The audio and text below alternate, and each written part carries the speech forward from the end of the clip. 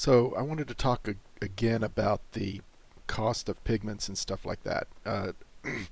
There seems to be a big problem of trying to determine what the pigments cost, because the problem is when you mill Death Blossom, you get a certain number of pigments. They're not like evenly distributed, so you can't just say, okay, well, my cost is divide by three.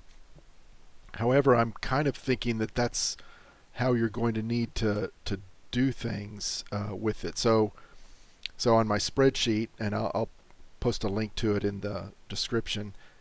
Um, so what I'm doing is I'm taking the total cost that I've spent on uh, herbs, and then I'm dividing that number by three, and then dividing that then by the number of pigments I got from milling them. So if I actually got more pigments, then I'll have a smaller number uh, for the cost. And I've actually kind of been looking at the costs on the auction house, and these are somewhat in the ballpark of what uh, the the market is saying that they should be. So that looks good. Anyway, so I think that's anyway. Long story short, what I think you should probably do is uh, don't just ignore this stuff up here. So I was actually kind of thinking about it. It's like, well, hey, to break out you tend to get a little bit more luminous pigments than the umbral pigments. So maybe you should that value should be smaller. So what I was actually doing here was taking this number that I came up with on percentages and stuff, and said, okay, well, maybe I'll cross, multiply or divide or whatever on there, and come up with a number. But it's like, well, shoot, then maybe I should take into account the tranquil. And after a while, I was just like, okay, well, actually, maybe I should just do the formula like I was doing down here. Just take what you spend, divide that by three, and then divide that by the number of pigments you get for each one, and then that determines the cost for that particular pigment. So you're probably going to want to combine some Nightshade and Death Blossom when you're milling, but maybe like a 20% Nightshade, 80% Death Blossom, and that way you're getting a good amount of the tranquil pigments out of it. Okay, so I've got that done, but the next problem I'm coming up with is that, okay, well, now the prices of the missives are a lot lower. So am I really actually getting the price of my pigments? So I went through and I wrote down all the sales that I had for the last 30 days.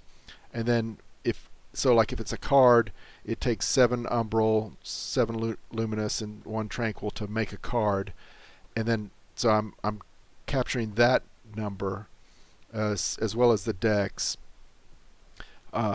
missives, and such like that. So I've kind of I've also sold a few of the Soul Keeper's Spire, so that's been actually not too bad of a thing to make, at least on my realm. So anyway, I've got the total sales as of today, and then I've bought a lot of cards to complete decks, and I'm trying to calculate that into the equation as well. Um, and I've bought 104 cards for 103,000. So I subtracted that out. So now, so as you're moving forward, if the prices of the herbs are declining like they are on my realm, then your umbral pigment, should maybe be more of the cost of your last milling that you've done. So I've actually I don't know why that's 10,000. These sorry, these should be actually numbers. Let me fix that real quick. Should have noticed that earlier, but anyway, so if I subtract out the sales from what I paid, what I initially paid for everything, then I actually come up with an even lower number for my pigments. So that could be another way to, accurately calculate the costs.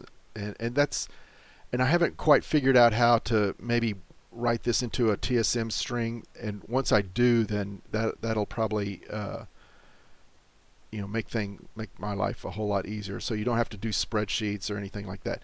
The other thing you could do is just like, hey, after a couple of, maybe a couple of weeks and you've had some good sales, just delete the top row, and then as you mill more, just add it to the bottom of the list, or move your, delete the one from the top, and then move everything up, and add your new milling results to the bottom, and that might be probably a pretty simple way to do it. So, and I've actually bothered to go and look at, okay, well, how much do I have on hand? So this is the number of umbral pigments, and so what I've done is I've subtracted so what I did is I figured out, okay, well, how much sales did I have of cards and decks and everything, and so I've subtracted out that number from the pigments. So this is how many pigments I should have on hand. Now, I've also got a lot of missives and cards and decks on hand, so I added those back into the pigments that I have on hand. So this is a little complicated, but it was just kind of like more like a sanity check that, hey, have I lost any? And of course I have, because I've actually sent some of the decks to other characters and stuff like that. So, but anyway, I'm actually really close on a lot of these. Maybe a little less on the umbral pigments. But anyway, so it looks like my math is kind of checking out. But anyway, so I possibly could start lowering down my pigment costs if I need to.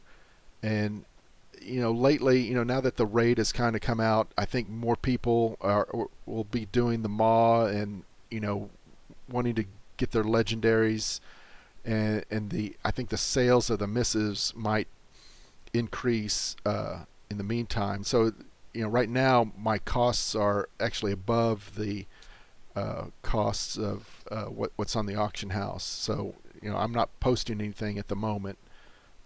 As far as like the missives, some of the cards I'll post up there,